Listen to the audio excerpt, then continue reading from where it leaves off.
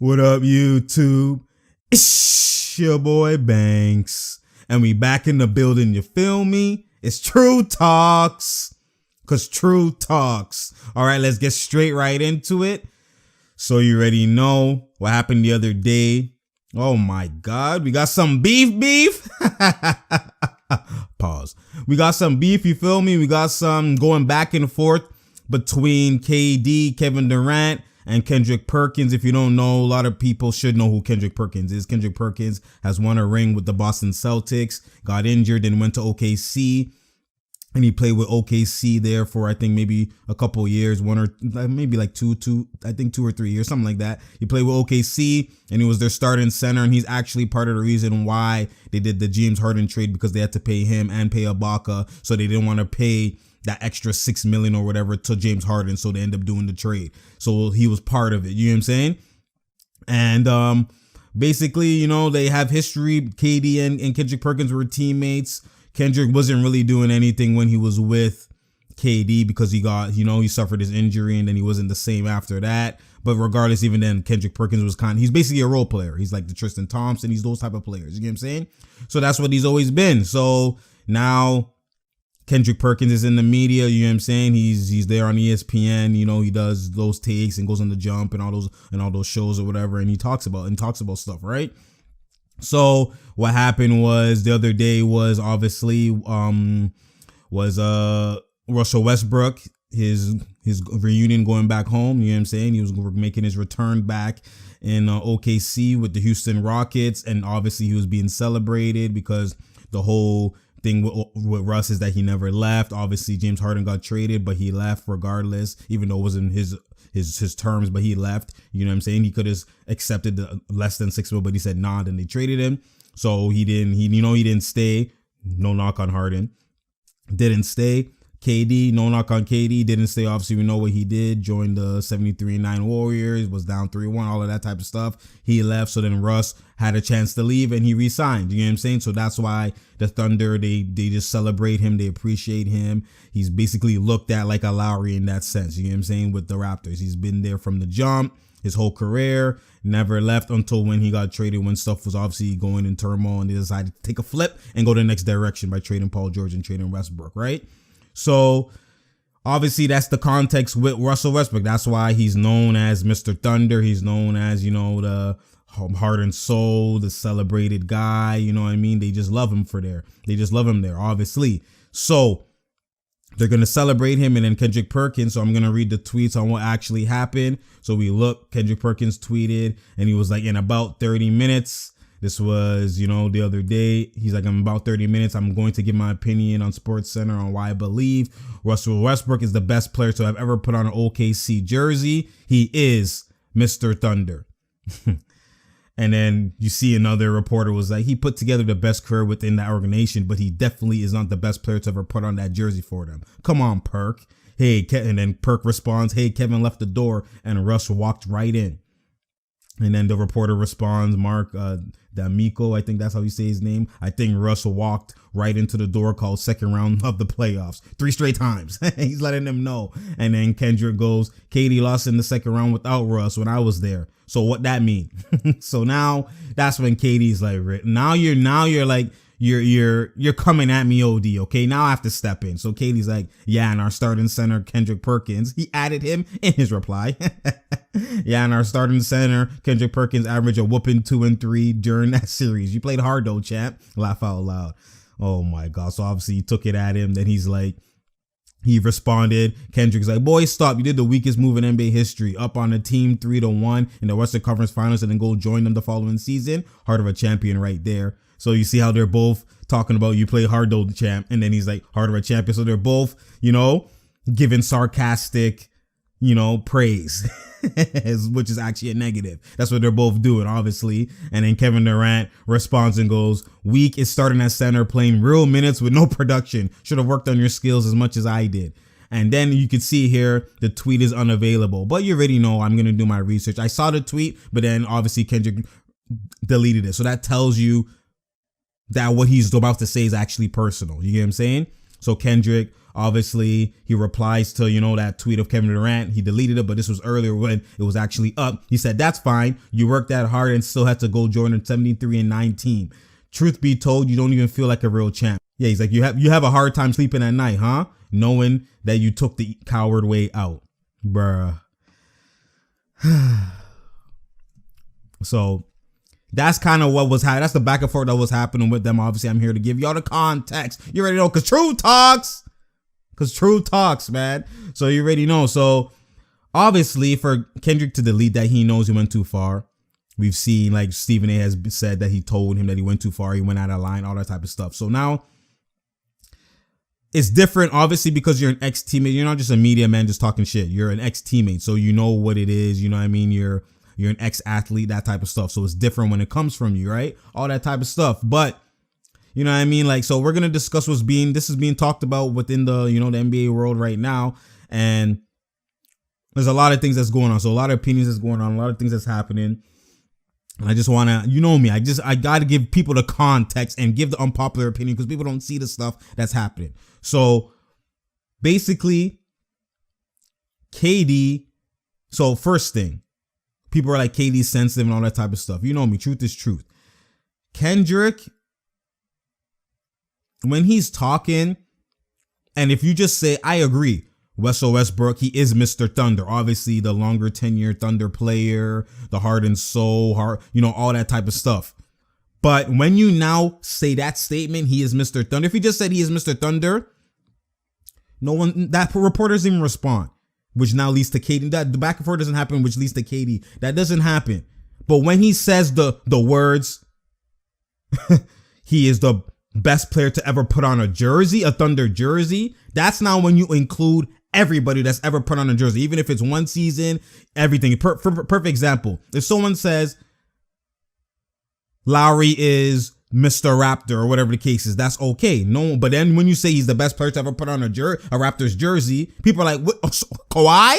You know what I'm saying? That's when now that it changes the direction of what you mean and what you're trying to say. It's context of how you say things, how you word things, that all matters. That's all in the play and all in the ballpark. You know what I'm saying? So that's why that reporter, you've seen exactly what he said. He's like, okay, you know what I mean? To ever put on a jersey? Come on, Perk. Like, for you to say to ever put on a jersey, that's a big statement. You can't people just say things. You have to be responsible for what you say. You can't just say stuff that is reckless and then be like, no, but I was saying, you know what I mean? You have to actually look into the context and look into what you're saying, because that's going to determine a response and, get a response from everybody else. So that's kind of what happened. Now they're going back and forth. And now you're saying, oh, KD went out the second round too when I was there. What do you mean?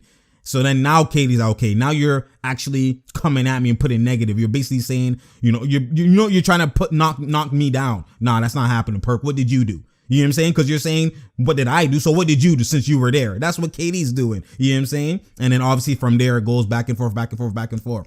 And obviously Kendrick is trying to redeem himself. So now he has to go at KD's character and he takes it left because he's obviously sensitive. And basketball players, athletes are the most sensitive people anyways. That's how you be great, is by being sensitive. So I already know from once it goes like that, it's going to go downhill. I already know. But KD don't care. You already know. He just takes it like, he just says what he says. Then he's laughing with it. Because at the end of it, when you're established and you're a Don, you're not going to take he's responding because he responds. It's like, it's in his blood to just be like, shut up, Nick. And just respond. You know what I'm saying? But he doesn't take it to heart, because at the end of the day, he knows what he is. So then you can see there's obviously Gil's comments. Gil made a post, on Gilbert Arenas and all that type of stuff. And then you seen Brendan Hayward talking, and KD got cheesed, and he's like, why? All these role player mans talking like they're starters. Like, what's going on here? You know what I'm saying? So he's just trolling and getting at man's, but saying truth. But that's kind of like the context of what's been happening. So now based off that, a lot of people are now saying, yes, it is true. He did the weakest move by joining the 73-9 team. So let me just give context, because we're going back to that. If you haven't seen my videos before, I talked about this, but I'm going to talk about it because a lot of people is getting out of hand.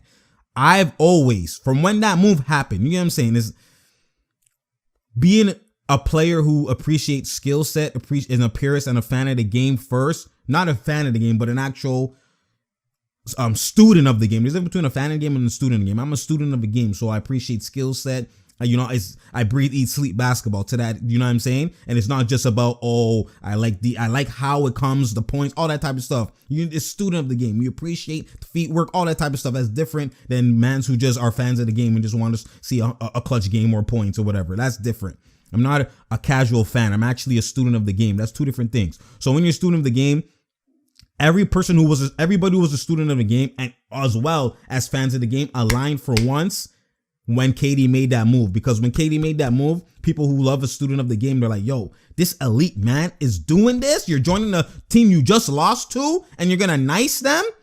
When we love that battle between OKC and Golden State, it's like we saw two finals back to back. It was elite. So as a fan of the game, obviously you hated that move because it depreciated the competition with multiple teams. It didn't depreciate the competition between the Cavs and the Golden State, you know what I'm saying? Because actually on paper, it made it a fair battle because it actually wasn't a fair battle. It was more so the play style versus play style that made it look like the Warriors were a superior team when they weren't, because the ball movement and the unselfishness and the threes obviously made it look like a way superior team than the Cavs. When the Cavs were actually the better team on paper, they had a big three. They had Love, who can get his own bucket, LeBron, who could get his own bucket, and Kyrie could get his own bucket. And in playoffs, getting your own bucket ability matters the most. When the Golden State Warriors only had one, Curry was the only guy that could get his own bucket. Clay gets his own bucket dependent on the screens, pump fake, one dribble. You know what I mean? It's not really just create off ball handle on his own OD.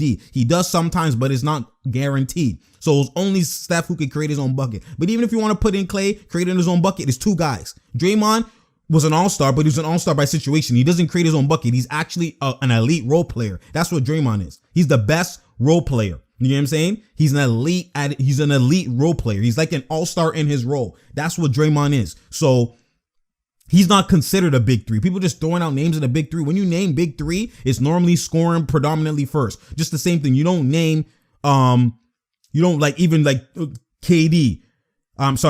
Kevin Garnett, Ray Allen, Paul Pierce. That was the big three. You don't name Rondo, even though Rondo was there. He's a playmaker. He's not like a scorer. You know what I'm saying? You don't name those guys in the big three. Anytime you name a big three, it's because it's the big three offensively. It was all a three-headed monster. You know what I'm saying? That's what that is. So how are you going to name Draymond in a big three when he's playmaking and just shooting random open threes when they give him open? He's not a creator like that. So finally, when KD joined that team, they finally got a big three. And in the Golden State's eyes, it's like, yo, we were actually undermanned. We need to match what they brought. So that's their mindset. That's why they went at KD like we need him because we're not going to win without him. That's the context that people erase. Now, in that moment, I did not look at it like that because like everybody else, like a fan of the game, oh my God, wow, KD just joined you, just lost them, you joined them, all that type of stuff. You get what I'm saying? I was looking at it from that perspective. You know what I'm saying? That's how I was looking at it. So I'm like, oh my goodness, what's going on here? You know what I'm saying? That's the perspective I was given. That's the perspective how I was looking at it. And so I'm in that moment was just like everybody else. Wow, KD, I'm cheesed. Oh my goodness. The whole season, I was in my feelings because the skill set he brought to the table, you know what I'm saying? As a student of the game, everything, it just was a weak move. I understand it and I agreed with that. But then me, at the end of the day, I'm a truth teller. And at the end of the day, when I see stuff with my own eyes, I let the game speak for itself and the game show me the truth. That's why a lot of the times people agree with what I'm saying, because if you actually just sit back, watch the game with that kind of eye, that will show you the truth and that will show you actually what's actually happening. You know what I'm saying? If you actually appreciate the game to that level. So when I sat back in the finals and I watched every big possession, every momentum play, anytime they were down, anytime they needed a bucket, they gave KD the ball. Steph went to the corner. I already know from that situation, Draymond was cheesed in game 7 when he lost down 3-1 because he was the only one doing anything. Curry's palms was sweaty. Clay was doing nothing. No one could create. And they were losing to guys who could create. You know what I'm saying? Because all that offense shit, all that running around, it did not mean nothing when they switched everything. You have to score one-on-one. And Steph was not doing that one-on-one, as we've seen time and time again. And Clay obviously is not doing that one-on-one, as we've seen time and time again. So it was the guys who were doing it one-on-one. LeBron was eating one-on-one and Kyrie was eating one-on-one, but Kyrie mainly. So it's like, we need to match this. We have no one-on-one guys. So Draymond as a role player is like, how am I getting the most points? Because they're not looking at Draymond like that. So he's getting in transition. He's like, how am I getting a triple-double in game 7? Game's the biggest game. Call KD. We need a bucket getter because this is out of hand. I'm not losing like this. Draymond's a real guy. He don't play like that. You know what I'm saying? So when they're begging him to come and they're like, we need you to be the go-to guy of our team. At first, I'm like, You still lost down 3-1. But in that situation, it's like if someone's calling you, context, KD also. Westbrook, he's been in a situation where Westbrook's been the death of him. You know what I'm saying? Westbrook's been a gift and a curse. He's been a gift, but a lot of times, bad possessions, not giving KD the ball when he needs the ball, not giving the best player the ball. I'm the closer. I'm the most clutch man. Westbrook has a bomber mentality. I'm closing. What are you doing? What do you mean? I'm shooting. You know what I'm saying? And he has to deal with that each and every day, which is going to be a gift at times, but also is a curse at times. Making bad decisions, getting turnover, not slowing down the pace, all this type of stuff. So that context is like he's been stuck with that for a while. So now when you have Steph Curry, moves the ball, a team that moves the ball, and they're saying, yo, we need you. We're going to move the ball all the time, but no one's going to step on your toes. We want to give you the ball in the clutch. Every big moment, it's you. No one's threatening you. It's you. Come to our team. We need you. That's music to someone like KD's ears, who's been in a situation where he wanted that. And he had to just sit there and be in the corner and decide he fights with Westbrook. Westbrook is more of an alpha than KD, and KD's not going to fight ODs. Like, you know what? KD at the end of the day is the type of guy that in uncomfortable situations and in situations that don't favor him, he's going to find a way to actually sharpen he looks at that as a positive. It's like, okay, you know what? I would want the ball coming down the court and give me the ball and all that type of stuff. But at the end of the day, Westbrook can't play off the ball. So, you know what? I'm going to sharpen my skills and work on my game elite being off the ball. You know what I'm saying? Even though, like, he finds ways in negative ways, instead of pouting on it, he finds ways to be like, you know what? Let me sharpen my skill set, because he's an artist. He's an artistry. You know what I mean? He's a true artist. He's a purist, an artist. You know what I'm saying? He appreciates the artistry of the game. He appreciates the skill set, all of that type of stuff. He's a purist. So he's someone that's like, you know what? I'm going to sharpen my craft in this area. So he finds a way to be elite in a bad situation. That's what KD is. If you've actually been watching this game, you've been seeing that. So then, because he was, when Westbrook got injured, he was eating, and that was his MVP year. And then Westbrook comes back. Does he go, I was eating without you, and have that back and forth? No, he goes, you know what? Westbrook that's the best way he can play, is doing this. I'm a sacrifice. Let me go to the corner. Let me polish my game and be efficient in limited touches. That's a challenge I gotta fight. You know what I'm saying? And he did the exact same thing in Golden State. That's why you see him some games. I'm not shooting it. I need to get better at just doing one dribble pull up when I get it, swinging the ball. You know, he's polishing his game in other ways. And then when he gets it, polish his game is like, instead of having, because it's easier to score when you have the ball OD to score. It's harder to score at an efficient rate when you get it. One dribble pull. So he's trying to polish his ways, and that's deep thinking of the game. So that's what people don't really see. So he's looking at it like that. Okay, let me take this opportunity to polish that. That's why he's like, I have no weakness in my game, because he's been polishing it all these years. So now he wants to go to a situation with Brooklyn where it's like, now I can finally, it's me and Kyrie. You know what I'm saying? That type of thing. So all of those kind of lead up to situations. But that's the context behind KD's decision to go to the Warriors. So I didn't see it like that at first. I was with everybody on my weakest move. Oh my God, what is it? Then when I seen how they gave him the ball every single time in the finals, and he's getting the clutch bucket with all the pressure, all the hate on him, and he's actually eating, I'm like, okay. After the game just showed me the truth. Okay, they actually begged this man to come. They actually went at his feet and crawled to him and said, we need you. Yo, we can't win another ring without you. We can't win another ring. We don't need you to get there. We need you to win it. Because the battle is we know the Cavs, the East, no one's threatening the Cavs, so it's going to be the Cavs. So it's going to be Cavs. They knew at that moment it's a rival. You know, when you're in war, it's like you're in war and you know, okay, we lost. Geez, we're going to face them. You're not worried about everybody else. You're worried about them. So you build your team to match up with them. LeBron, best player, okay. We need another best player threatening. We need that matchup small forward. We need LeBron to guard somebody. He's just chilling on Draymond. Guard somebody. You know what I'm saying? That's what they're doing. So they're picking poison and doing chess they're playing chess and checkers and all that stuff. They're playing that. It's a chess game because you're facing the other team. That's the other opponent that you're going to war with. So I saw that once I seen the finals, it all came it just came to me. When I seen that, everything added up. I'm like, okay, you know what? And now when people compare it to LeBron's move and they're like, oh, well, LeBron wasn't as weak and all this type of stuff. Listen, the reason it's not the same move as LeBron. When you're in a situation where you're being begged to come, you're being like, they're celebrating you like, yo, we need you to come here. We can't win without you. We're weak. We need you to win. That's different than LeBron calling people saying, I need you to win. That's two different things. That's what people need to understand. Even though it's the same join-in move and joining a big team and whatever, people were going to say, oh, but that team was weak before. Whatever happened the year before is irrelevant. If my team was 1-81, if my team was 1 win, 81 losses, but then in that summer, everybody joins that team, are you going to say, oh, you joined the whatever team? That's not what happened. That does not matter. It's not the same team anymore. 3 guys come together that elite. That Bosh wasn't there. Braun wasn't there. They joined together. They add this guy, Mike Miller, and they add all of the Batty and all these guys. It's not the same team. Whatever happened the year before is irrelevant. So I hate when people say that, oh, he joined this 73-9 KD joining the 73-9 was not the same team. So people always say, oh my God, he joined the 73-9 team. He didn't just plot himself on the exact same team. Now, the Steph Curry, the Clay, Draymond were the exact same, and Sean Livingston and Eagle, yes. But the crucial players like Barbosa, who was lightning quick off the bench in production, Bogut, all of the Bogut, Barbosa gone. They needed cap space to sign KD. It's not like he just joined the exact same team. You get what I'm saying? Azili, all these guys were gone. These are crucial players. Harrison Barnes. These are crucial players that are gone. Obviously, you replace KD with Harrison Barnes, but Barbosa, Bogut, those guys are gone. Now you have Zaza, and you have, you have Zaza and McGee to replace Bogut. And Bogut, rim protection and all that stuff was a crucial part. And his passing. When Draymond would give it to him at the high, and he do those behind the back passes, cuts to Clay and Steph, and all that type of stuff, those, pass picks and all the stuff he was doing, it's gone. You get what I'm saying? They didn't have the same team. They had to have David West and Zaza Pachulia, guys who weren't rim protectors like the Andrew Bogut, and playmake passers like the Andrew Bogut. Same with McGee. So there's a lot of stuff that they actually missed. You know what I'm saying? To get KD, it's not like he just joined the exact same team. So that narrative is a false narrative. It's not the correct narrative. People keep saying that he didn't just join the exact same team. You know what I'm saying? That's where that's false.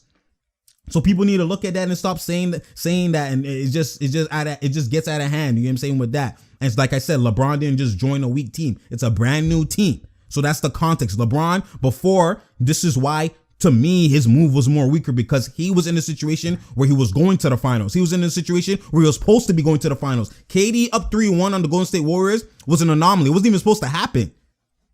That was a 73-9 team that people expected to be celebrated with a championship. So the fact that he was up 3-1 was a shock to the world. That's why. And then he lost from 3-1. It's like, oh my God, Golden State is that elite. It wasn't, if they won, it would have been a shock. No one expected OKC to beat Golden State in the conference finals. No one expected that.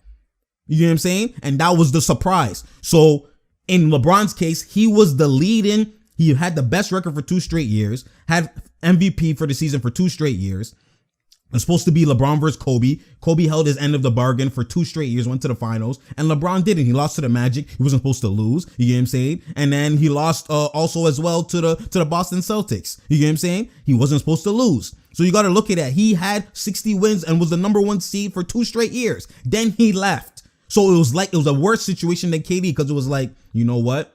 We're supposed to win. I'm the Don. I'm winning MVP. We're supposed to be here. Everyone expects me to be in the finals. They even had puppet commercials with Kobe and LeBron. So then now when that was happening, it's like Kobe versus LeBron. Is it going to happen? Is it going to happen? We expect it. Then he loses twice, and then he joins and creates a super team. To me, that was more so weak than KD, where he's losing down 3-1. Obviously, it looks weak at that moment. But when I saw the results, I could see now where he's sitting in a situation where it's like, yo, we need you. Come. We need you to be the clutch player. We need you to be the MJ, the Kobe of our team. We need you, man. And they're celebrating him and begging him to come, as opposed to someone who Wade already won a ring without him. You know what I'm saying? And he's calling them saying, you know what? Yo, let's join up to beat these guys. I need you guys. You know what I mean? I need a ring. I need you guys. Not only that, when he joined, didn't do what KD did. Because if LeBron joined, and when he joined with the Heat, gave an elite finals, you know what I'm saying, and won the finals, I'll be like, you know what? Okay, LeBron just needed an elite team or whatever. You know what I mean? I'll be like, okay, I'll look at it different. But his palms were sweaty. They lost because of him. They literally lost the finals because of him. Wade was putting in work. Bosh was putting in work. And Nowitzki was putting in work. LeBron was there in the 4th quarters getting 0 points. Palms were sweaty, going ghost. And he looked nervous. So then that shows me, okay, you needed them. And when they needed you and they came, and when you needed them and they were putting in work, you did nothing. So to me, that looks more weak when I see the results off the first year than KD, who has all the same hate like LeBron, probably even more hate, because obviously he's facing LeBron, who LeBron gained people's love back. So now he's facing him. So people are going to hate KD just because he's threatening KD. And then people are going to hate him because now he did the LeBron decision OD even more. So now it's like, oh my God, what's KD doing? He was the villain. And he snapped in that role and won Finals MVP and got the game winner to seal the series in LeBron's eye. How could you see that and then look at it and be like, you know what? His move was the weakest move. That weak move doesn't apply to him anymore because clearly he's not a weak guy. When you see someone who's mentally weak, as we saw versus Dallas, because he was saying, oh, I was in the villain role. It was getting to my head too much. He had to read books and do all these things to kind of suppress the mental game, you know what I'm saying? And they were like, oh, once he finally appreciated and finally was like, you know what, embrace the villain role, then he finally started winning. That's what people were saying. When KD did that from jump, KD obviously was there subconscious and be like, oh my God, this is a weak move. Like, I didn't expect to get all this hate. Wow, did I do the wrong move? Whatever. But once he said, forget that shit, during the season, he went to work. And in the 1 year was the reason they won. The second year, the reason they won. 2 back-to-back Finals MVPs. That did not happen with LeBron. He had to get, so when I look at that context and I apply it, there's no way KD's move is the weakest move. At the time, yes, I believe so. But when I seen it over time, the truth opened up to my eyes. And that's the game at the end of the day speaks for itself. The game and how they move within the game, how they act, how they, all that type of stuff shows you the truth. So that's where the context is. And people on these media outlets and all this stuff, they just erase context. And obviously it's just LeBron, and it's just get at KD. Oh, he did this weak move. He did this and he did that and he did this. Like, come on now. Like, you can't say these certain things and not expect the Don himself to reply. You know what I'm saying? And this is not no bias. It's not nothing, because like I told you, if it was bias, I would have never been mad when KD did it. I'll just be like, whatever, it's KD. Go ahead. Go do what you want. I was hella cheese more than everybody. The whole year. I was like everybody else until I seen the truth, man. So at the end of the day, like, so I try to tell people is context is what you have to apply, and it's ignorant to just erase context because, you know what I mean? Oh, you did a principle, you did this. Oh, you say you do Banks, you be saying, oh my God, you hate LeBron for doing this. You don't like LeBron for doing this, and KD did it too. You have to be mad at him too. Context is everything, man. Everything's not the same.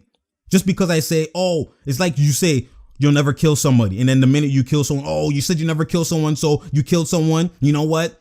You're a hypocrite. You didn't stick to your principle. Yeah, I said I'll never kill someone, but then I was at life and death, and he almost killed me. He put a gun to my face. Obviously, that's different context. You can't just look at what happened and then just be like, oh, you said you won't do this means, and you did it, now you're a hypocrite. No, there's different context that applies. When you get wiser, and you have IQ, you realize that not everything is just stuck to a principle. There's different contexts where the principle changes depending on what's happening.